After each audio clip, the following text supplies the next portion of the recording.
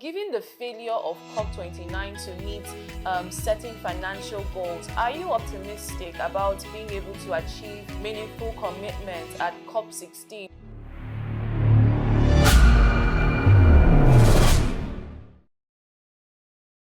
Welcome to another special coverage on Gringo TV.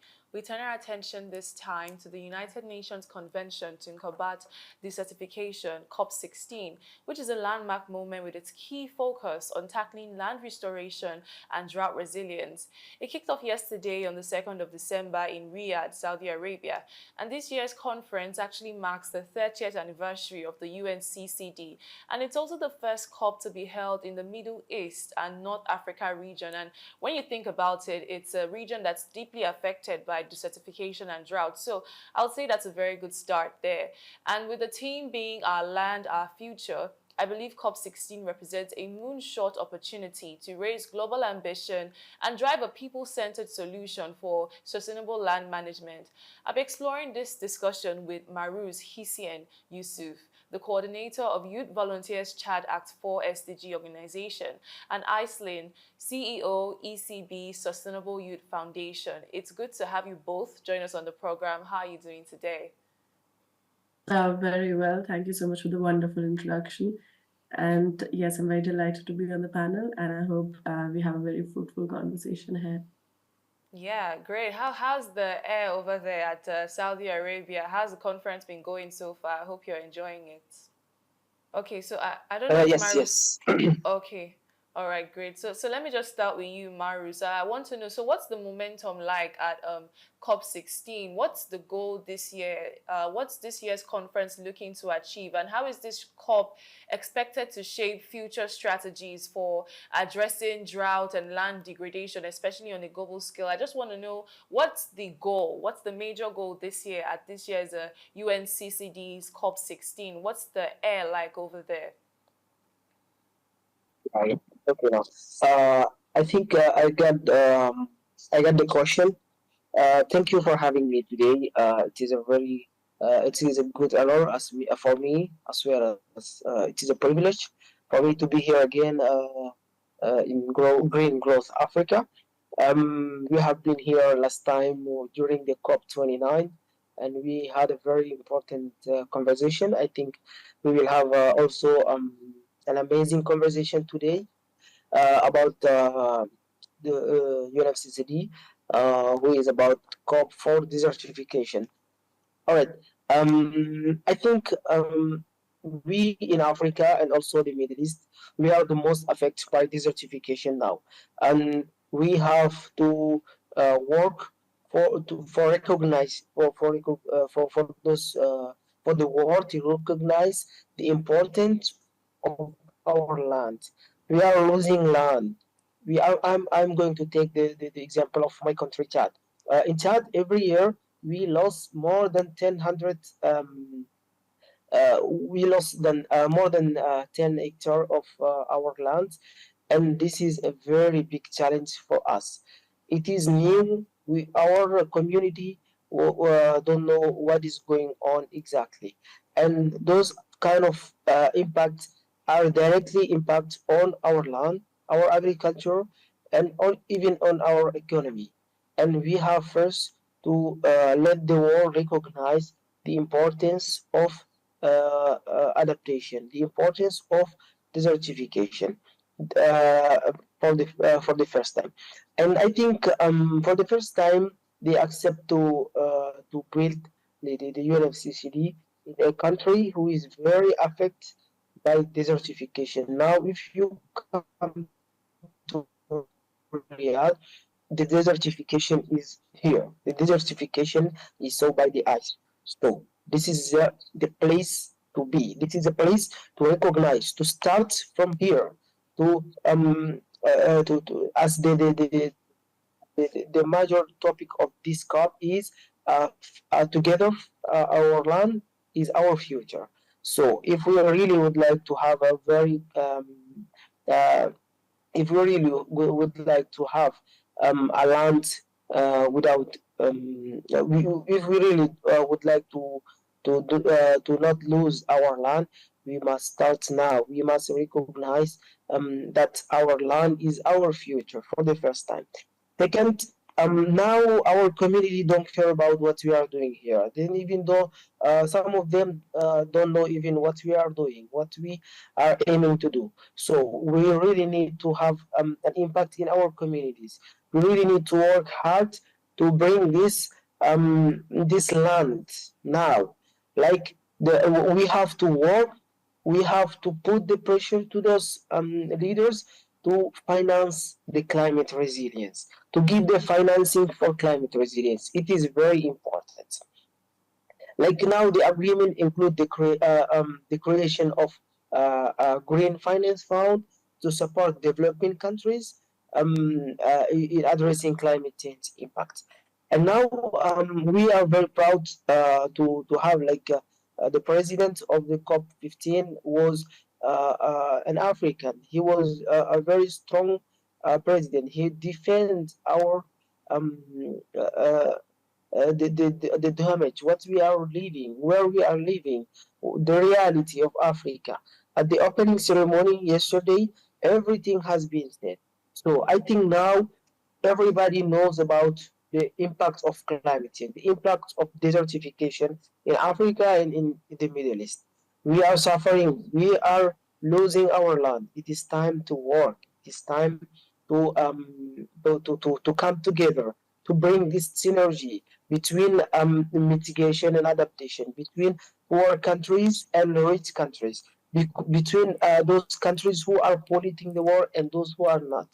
We really would like to come together to share our realities together, and we bring these financial issues on the table, and to allow to the African countries to really overcome those kind of challenges.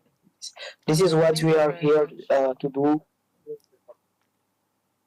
All right, yeah, thank you so much, Maru. So let me also come to you, Aisling, and what exactly are you hoping that COP16 will be able to achieve? Maru has already given us a bit of it as regards trying to mitigate the effect of desertification and land degradation. So what exactly is the major goal at COP16, and especially from your own aspect, what are you hoping to see at the end of this COP16?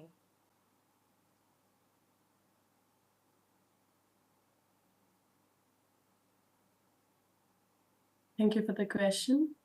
So, I'll talk to you a bit about strategies, okay? So, I think, in addition to whatever you said, to address land degradation and drought at COP16, a multifaceted approach incorporating climate resilient technologies and robust policy frameworks, that's very essential. Strategies should include the integration of nature-based solutions such as afforestation, agroforestry, and regenerative agriculture, which will help in restoring the ecosystems while also improving water retention and carbon sequestration. Establishing early warning systems based on satellite and GIS data can help in predicting these drought patterns and guide adaptive measures.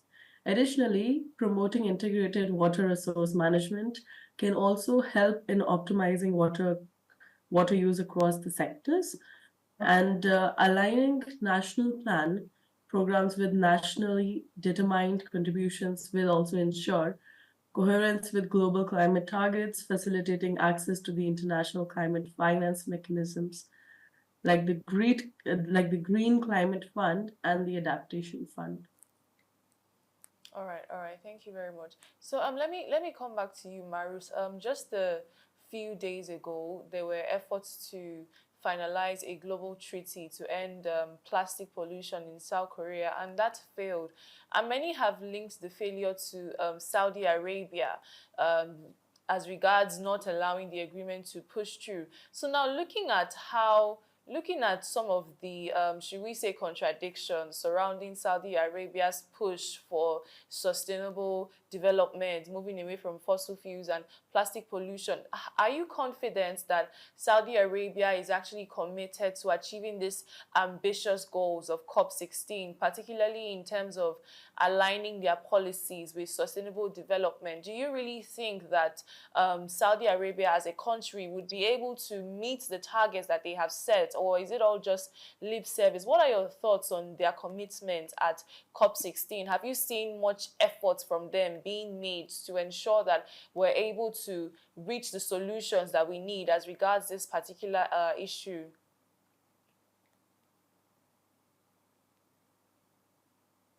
All right. I think Saudi Arabia are committed, as we are seeing now. They are very committed to overcome those global challenges. And now I think they'll start as before in COP28. Uh, Everybody said that the Arabic Emirates will not lead the COP28 because of they are a polluted country. They are producing oil and all things. But now I think they are leaving the reality. In Saudi Arabia, they are facing so many challenges. If it's come to land acquisition, desertification, and all those things.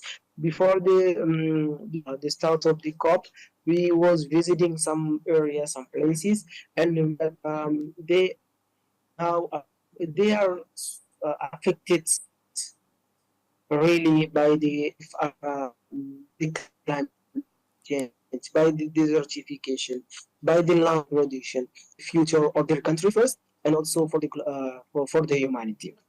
I think now the president of the COP16 is committed. We don't know if it is just a politics statement, but we hope he will follow what he said. He will really do action for the future, for the next coming future. And we really hope, because Saudi Arabia give us the opportunity for the youth to speak, for the civil society. They accommodate, they give finance to youth to attend the COP16. And this is an important win for us as youth from Africa and from all of the globe. So I think they start now to really take care what the youth are saying, and they are very committed. If we don't take action now, things will not go will not be on their good. So they are like obliged to follow the youth, the children, the voice of the youth, of the children for the future. So we really hope that this COP will become will answer to all of our questions, to really give the finance that we need in Africa to really uh, uh, overcome our land degradation and all the challenges we are facing in our countries. All right. So now you've mentioned finance, and you were at COP29, and this present COP16 is poised to be a game changer in terms of renewing global commitment to accelerate investment action to restore land and to boost drought resilience as well. But given the failure of COP29 to meet certain financial goals, are you optimistic about being able to achieve meaningful commitments at COP16? What do you think? Is there a different air over there, or are you optimistic in any way that we would also be able to achieve the financial commitments towards boosting land resilience and drought resilience rather? Yes, we really we are optimists because of two things.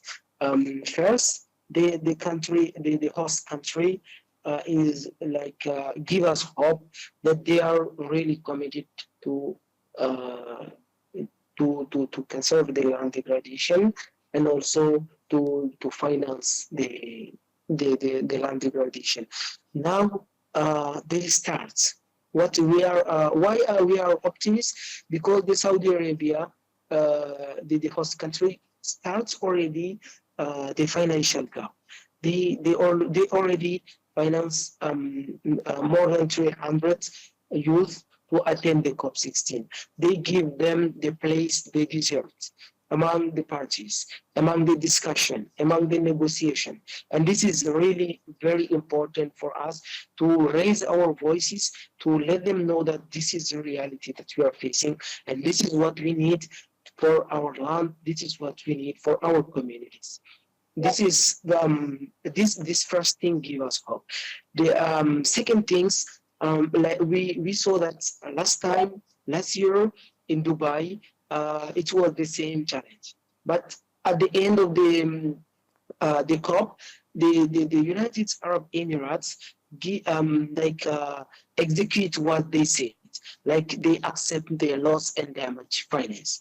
And now we are in Middle East, we are in Saudi Arabia, and I think we will also get what we need really from here. And the government of Saudi Arabia is really, in my own behavior, in my own point of view, they are really committed. They are leaving the land degradation. They are leaving the desertification. So they cannot just talk and let things go. They will really take action. They will make action. They will give they will give support, the real support that is important for African countries, for Middle East, for all the countries around the world who are suffering on desertification to come over all these challenges. So we are optimists, and we hope that our optimism will not fall down, and we will really get what we are here for. Yeah, yeah. All right. Thank you. So let me come back to you, Iceland. Now we're looking at financial and economic benefits. Some of the reasons why, because as you know, a lot of attention is not necessarily always paid to when drought issues and all of that. So looking at pushing for economic benefits, how do you think that COP16 can balance the fight against desertification with sustainable economic development?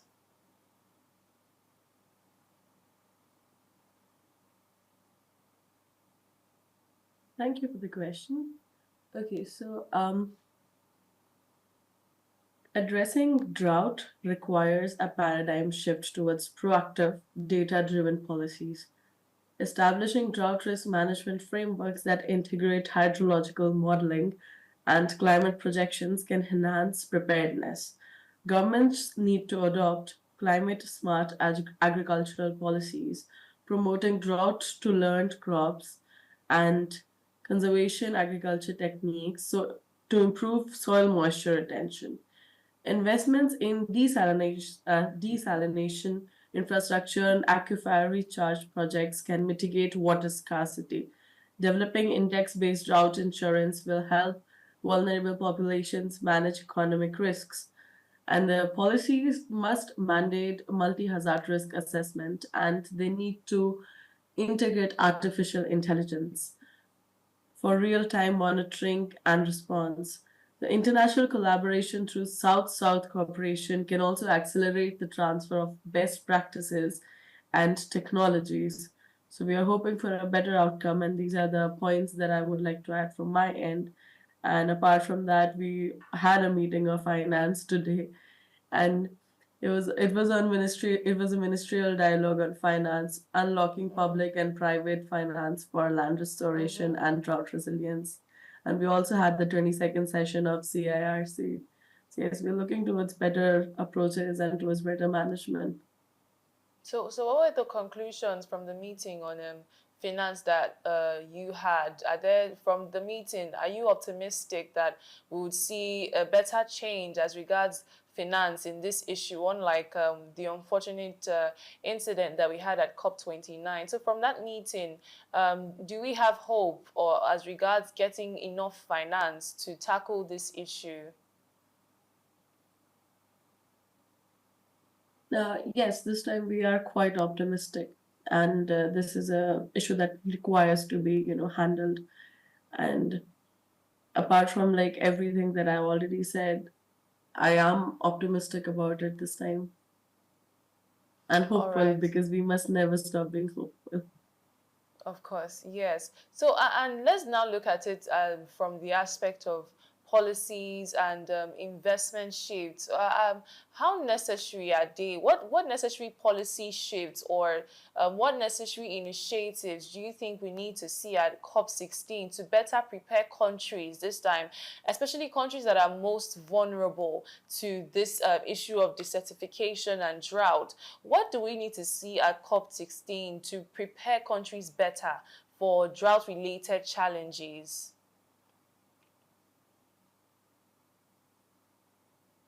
Okay, I'll also talk a bit about balancing the fight against desertification with sustainable economic development. So, I think balancing desertification control and economic development, it requires embedding land degradation neutrality targets within the national economic policies.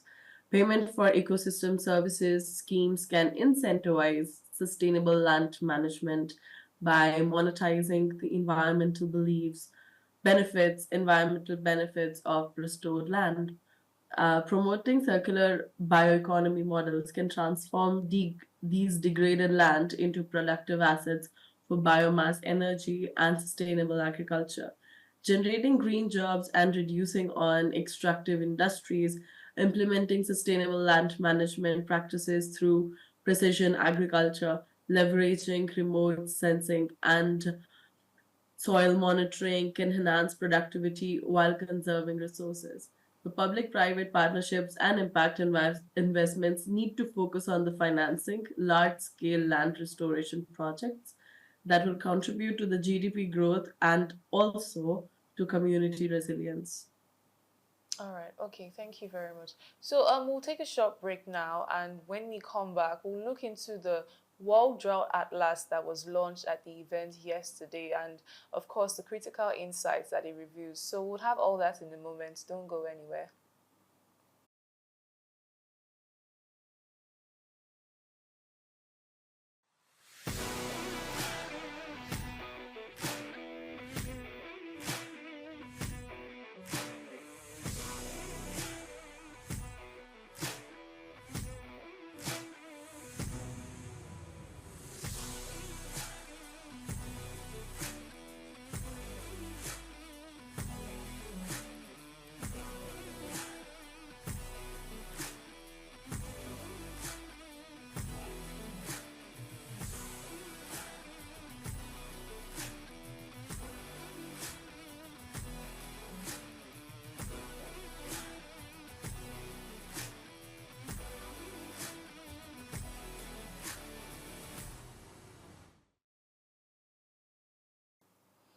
Welcome back. You're still watching Green Girl TV's special coverage on the UNCCD COP16.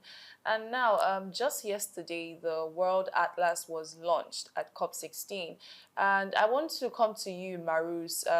You were there present, you're there present, rather, at the COP16. So from the Atlas that was launched yesterday, what insight has this provided into the issues that we're facing as regards drought risk? And what does it provide any link between human activities and worsening drought risks? So I just want to know the insights that you have gotten from that World Atlas that was launched at the event yesterday. What does it tell us about the urgency of this issue that we're facing currently? I was saying that we are losing our land.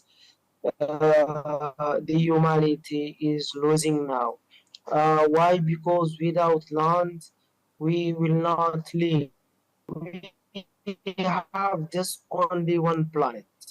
And this means we have to work to treatment must be under the last degrees to our land. And so what is said yesterday, all the parties, all countries who was present, take the commitment that from here, from Riyadh, we will take action for land degradation. We will make action because what we are saying here, everything we do here, it will have a real impact in our community, a real impact in our land is going to be lost. So if we don't take action now, if we don't take an emergency um, a decision now, we will not really have a land where to live. So all the parties, all the countries, and first the host country, like now, aware of what is going on in the world.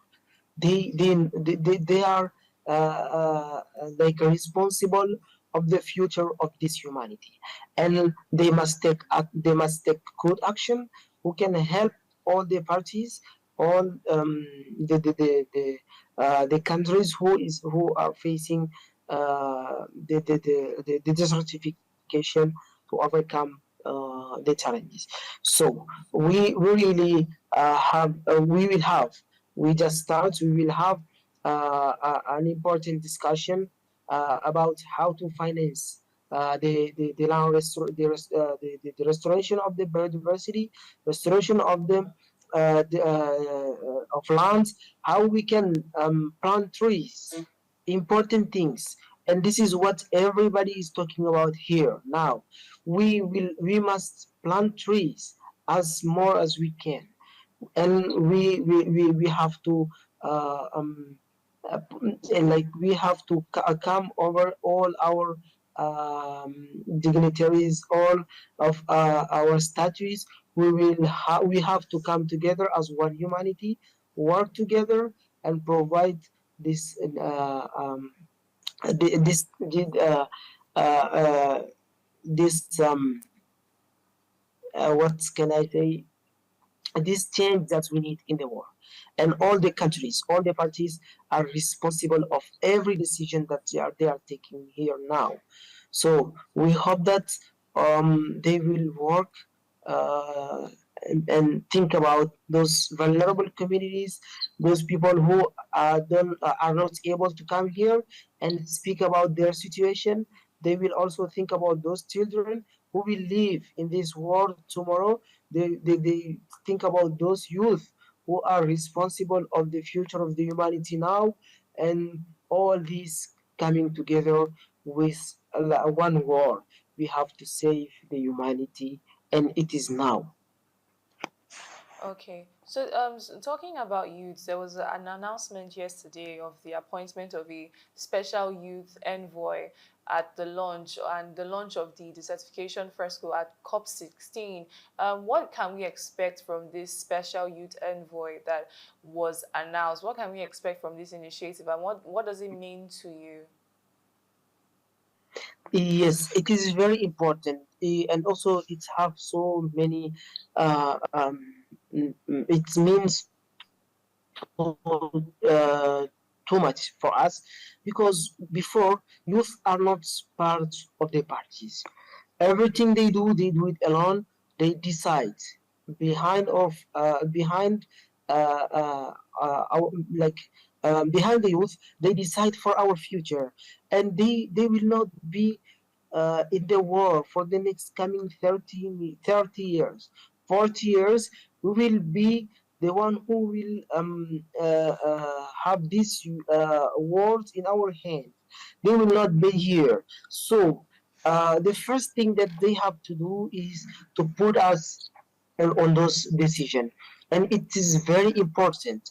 And now I think things start to go um, uh, um, things start to change, and this decision to include youth on parties, on decision, on negotiation is very important. It is now our time. It is now our our chance to speak, to raise our voices, to speak about what is going on really in our societies, in our communities, those vulnerable people, what they need, what is the real need of those communities. They don't need a good speech, or they don't need us to come here, travel from countries to other countries, speak, and without a final decision, without a final commitment to a real change. So,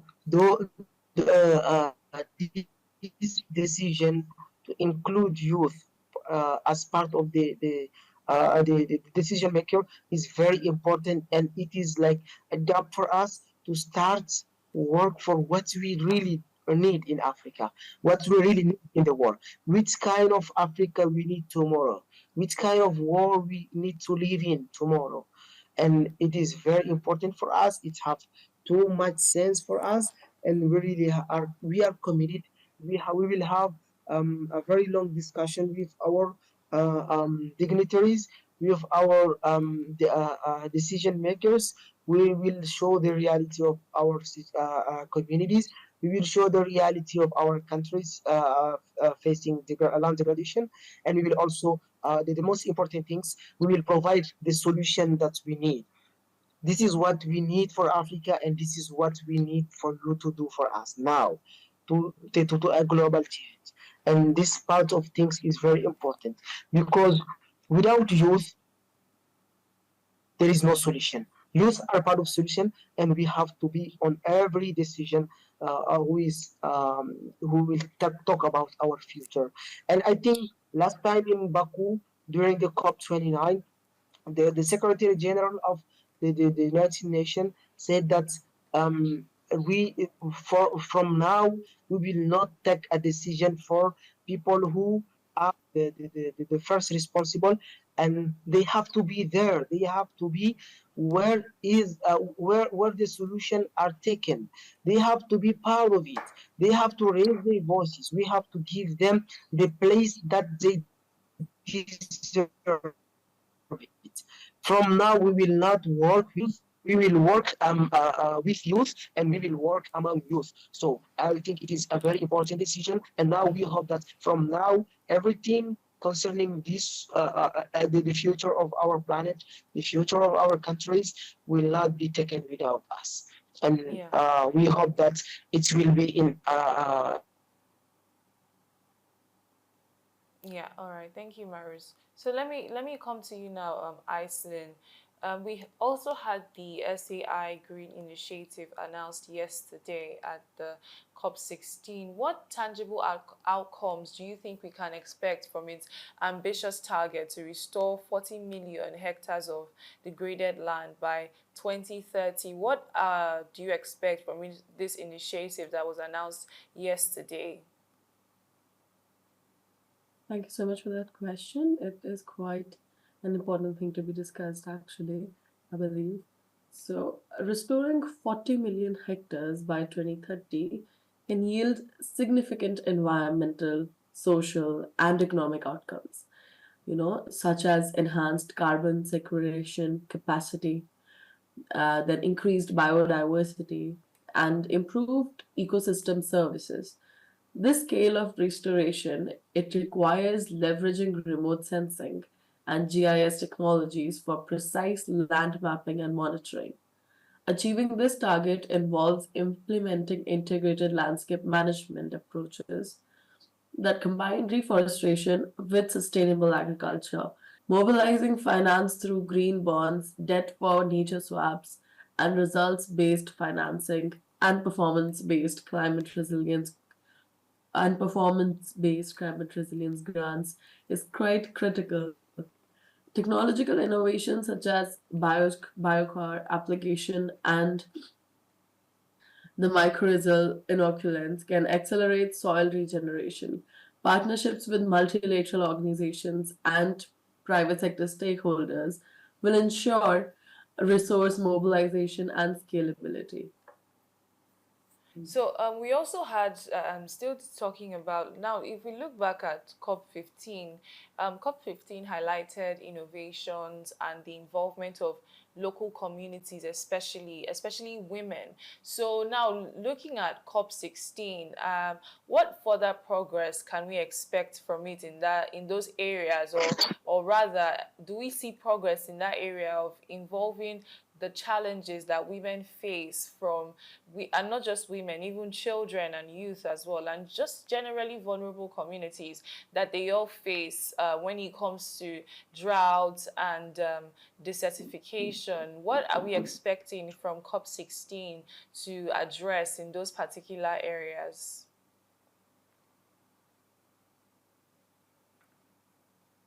Thank you. Thank you for that question. COP16 should advance innovation by scaling community-based participatory research and implementing co-creation frameworks, where these local communities will actively contribute to technology development. We can expect the institutionalization of these platforms that support youth-led social enterprises in sustainable agriculture and land restoration. Establishing technology transfer hubs will ensure that cutting edge solutions like drought resistant crop varieties developed through CRISPR technology reach local communities. Financial inclusion initiatives such as blended finance models can be designed to empower women led restoration projects, and standardizing monitoring, reporting, and verification systems will also ensure that local innovations contribute to global data repositories for evidence based policymaking. All right, thank you. So just to wrap up, I'll just ask you a final question, which I always ask my guests at the end of every program, and that would be that what would a successful conference be to you? What needs to happen at COP16 for you to conclude that it was a successful conference? So at the end of the UNCCD COP16, what are you expecting to see, and what would you see that would make you more or less hopeful or happy that this has been achieved? But nevertheless, I think any conference which leaves you with a sign of hope, because I think we've already discussed so much, so I will not go into the details. And I've already given my views and everything that can be done, and the efforts that are being made globally, especially the involvement of youth, and how far we've come when it comes to bridging the gap between the youth and the policymakers. There is definitely work to do, and it will. I think the day we admit that it's perfect and nothing else needs to be done is the day that we absolve ourselves of any understanding of this world altogether. So I think for me to classify a conference as successful requires it to leave the youth with the hope and with the youth to feel satisfied and, feel heard and acknowledged and given a platform to basically so that we can take action and our action counts, and then we also understand how to do it in such a way that it bridges the gap between the youth and the policymakers, or the youth and the elder generation. All right, so that is my point of view. Thank you. All right, thank you. All right, thank you so much, Iceland. So let me come to you as well, Marius. I'll throw that same question to you as well. What needs to happen at COP16 for you to conclude that it was successful in its endeavors?